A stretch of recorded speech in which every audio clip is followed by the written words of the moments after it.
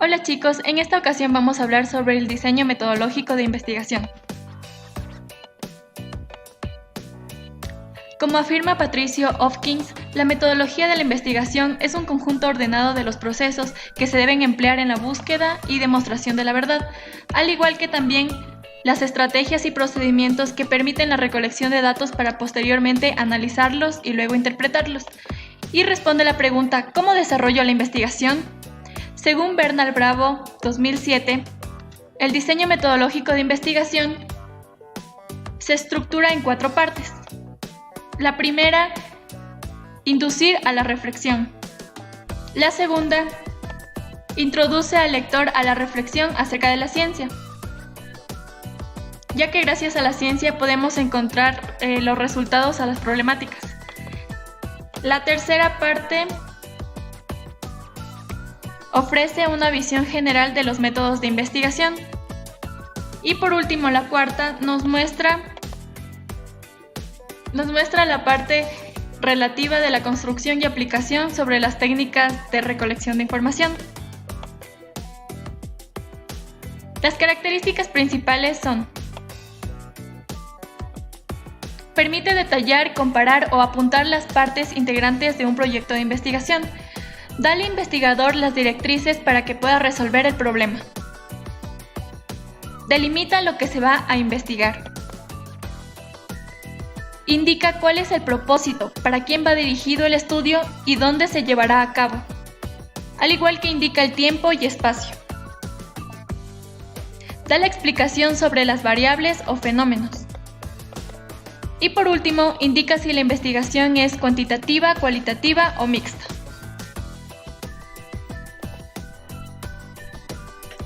Los alcances de la investigación cuantitativa. Aquí encontramos varios alcances.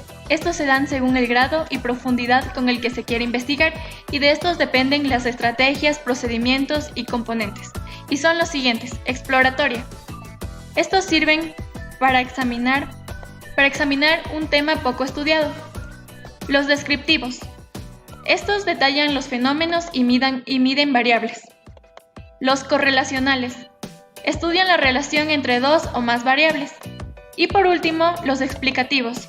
Estos intentan responder las causas de los fenómenos que se estudian.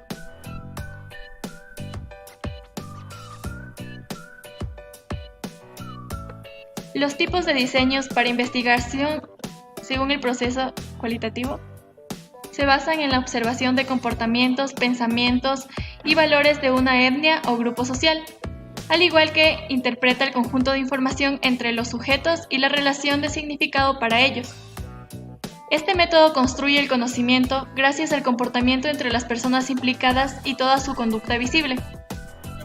Ahora vamos a ver los métodos según el proceso cualitativo. El primer método es el método etnográfico.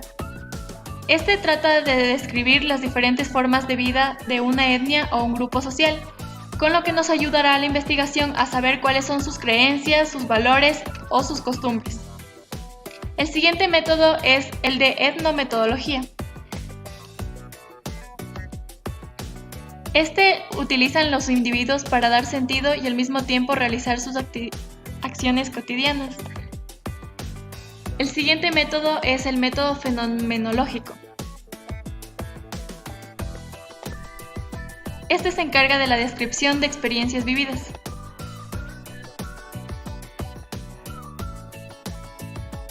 Dentro de los tipos de diseños para investigar según el proceso cuantitativo, encontramos la investigación experimental.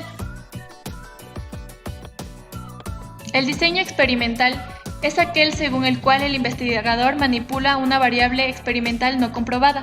Su objetivo es describir de qué modo y por qué causa se produce o puede producirse un fenómeno. Y este se divide en preexperimentos, experimentos puros y cuasi-experimentos. Ahora tenemos a la investigación no experimental. Es el que se realiza sin manipular en forma deliberada ninguna variable. Y este se divide en diseños transversales y diseños longitudinales, que lo detallaremos a continuación. Bien. ¿Cómo se define la manera de manipular las variables independientes? Para Flores, La variable independiente es susceptible de ser manipulada por el investigador. Las dependientes son el resultado de la manipulación de las variables independientes por cuanto reciben sus efectos. El resultado de las variables independientes son las variables dependientes. Por ende, en todo tipo de proyecto debe existir una variable independiente para con ello modificar a su antojo el desarrollo del proyecto. Cabe recalcar que en esta fase el investigador debe identificar la variable independiente de la cual saldrán las demás variables dependientes para que la investigación se pueda entender de una mejor manera. A continuación, ¿cuántas variables independientes y dependientes deben incluirse en un experimento? Ante ello, el investigador puede incluir en su estudio las variables que sean necesarias, tanto dependientes como independientes. La variable independiente determina las causas. Estas causas son denominadas variables dependientes, las mismas que tienen características de ser hipotetizadas. Con ello, se logra que estas variables dependientes tengan una característica de experimentación y comprobación. Por otro lado, tenemos a las fuentes de invalidación interna, en donde se encuentran que son aquellas que atentan contra la validez interna de un experimento. También se trata de un efecto de maduración que no es igual en los grupos del experimento. Y para terminar, determina si la relación encontrada entre las variables es de tipo causal. Una tipología sobre los diseños experimentales. Según Campbell y Stanley en 1966, se pueden escoger varios criterios para la nominación de los diseños experimentales. Con ello tenemos que, para la letra R, es la asignación al azar o la aleatorización de un grupo. G, para determinar el número o grupo de sujetos. X, para la presencia de un tratamiento, estímulo o condición experimental. O, una medición a los sujetos de un grupo.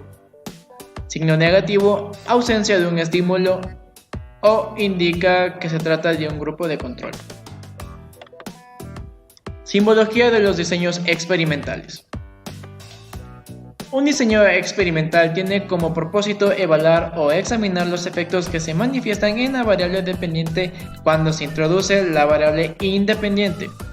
Es decir, se trata de probar una relación causal. Ante ello tenemos que A. Sirve para la asignación aleatoria de las unidades de análisis a los grupos testigo y experimental. G de grupo. E de grupo experimental. GC, grupo o testigo control. X de tratamiento experimental. Signo negativo de ausencia de tratamiento experimental. Y P de pareamiento aleatorio. Preexperimentos. El diseño preexperimental siempre se lleva a cabo en ambientes naturales y los grupos son de carácter natural. Preexperimentos. Este tipo de diseño siempre se realiza en ambientes naturales y los grupos son de carácter social.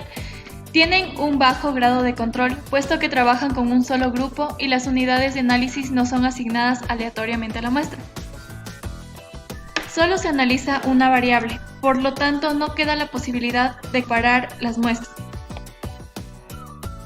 Los preexperimentos se pueden encontrar en estudio de caso con una sola medición, diseño de preprueba, postprueba con un solo grupo y comparación de grupo estático. Ahora hablaremos de los experimentos puros. Un diseño experimental puro es aquel en el cual se manipula una o varias variables independientes para observar sus efectos sobre una o varias variables dependientes en una situación de control. Es considerado como el método más preciso de la investigación experimental, en el que se trata de comprobar o refutar una hipótesis en forma matemática junto con el análisis estadístico. Las condiciones que debe reunir un experimento puro son las siguientes. Se debe medir el efecto que la variable independiente tiene en la variable dependiente y el buen control o validez interna de la situación experimental.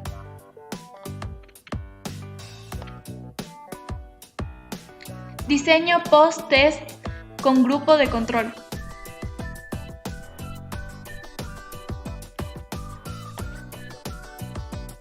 Este diseño efectúa un control mayor sobre la validez interna en lo que se refiere a la historia. Se controlan varios factores, como el efecto de la aplicación de pruebas y la interacción entre tales pruebas y la selección de los sujetos. Puesto que no se aplica pretest a ninguno de los dos grupos, se controlan otros factores. El diseño pre-test, post-test con grupos de control es de los más completos que se pueden utilizar en una investigación. Incluye la medida de la variable dependiente en ambos grupos. La asignación de los sujetos a los grupos se hace al azar, ya que esto ayuda a controlar la selección y la mortalidad. Incorpora un grupo de control que tiene las mismas experiencias que un grupo experimental.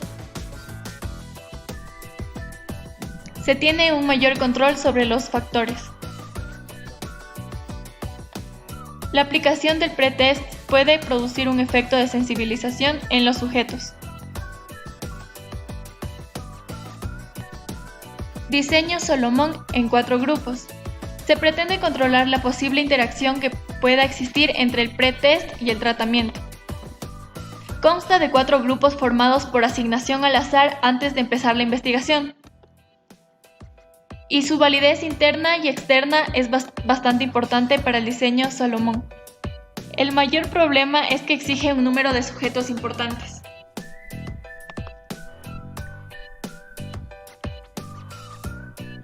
Los diseños factoriales.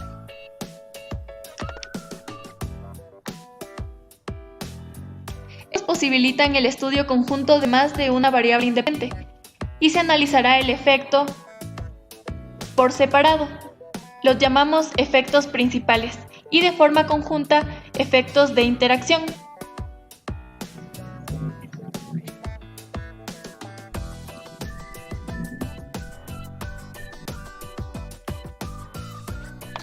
Además, los diseños cuasi experimentales dentro del diseño de la investigación son esquemas de investigación aleatorios. Por ende, se puede manipular la variable independiente. Con ello, se verifica la variable dependiente. Cabe mencionar que en cada uno de los diseños presentados en la presentación, el investigador debe llevar una bitácora en la cual detalla cada paso que desarrolla dentro de la investigación, a su vez que anota los resultados de cada experimento y diseño seleccionado para la correcta solución de la problemática. Diseños no experimentales. Estos diseños se realizan sin manipular la variable de una manera deliberada. Además, está fundamentado en la observación. Por ende, estos diseños no tienen una intervención directa con el investigador. Por ello, se basa en sucesos ocurridos. Tipos de diseño no experimentales. En este tipo de diseños no experimentales se encuentran los transaccionales, como primero, en los cuales se caracterizan por la recolección de datos en un momento único. Existen los tipos de diseño transaccional exploratorio.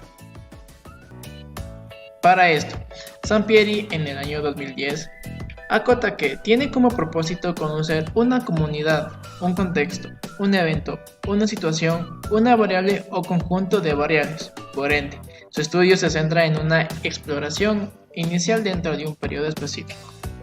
Transaccional descriptivo.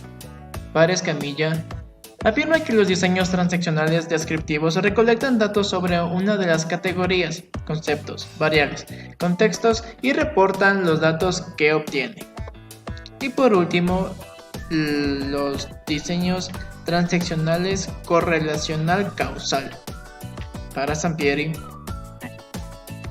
este diseño tiene como objetivo describir relaciones entre dos o más categorías, conceptos o variables en un momento determinado. Otra clasificación de los tipos de diseño no experimentales son el tipo de investigación longitudinal. Ellos se caracterizan por la amplitud del intervalo de registro. Esos diseños se clasifican en longitudinal de panel. Para Batista, este estudio se centra en el análisis de un grupo específico de sujetos. Es medido en todos los tiempos y momentos. El longitudinal de evolución o de grupo de corte. Para Sampieri, este diseño examina los cambios a través del tiempo en subpoblaciones o grupos específicos. Su atención son los cortes o grupos de individuos vinculados de alguna manera o identificados por una característica en común. Y por último, el longitudinal de tendencia. Este diseño examina y analiza los cambios a través del tiempo en variables o sus relaciones dentro de alguna población en general. Por ende, el investigador tiene la facultad de observar o medir a la población escogida para su tema de investigación y de igual manera, este puede extraer una muestra de dicha población para realizar el mismo procedimiento. Muchas gracias.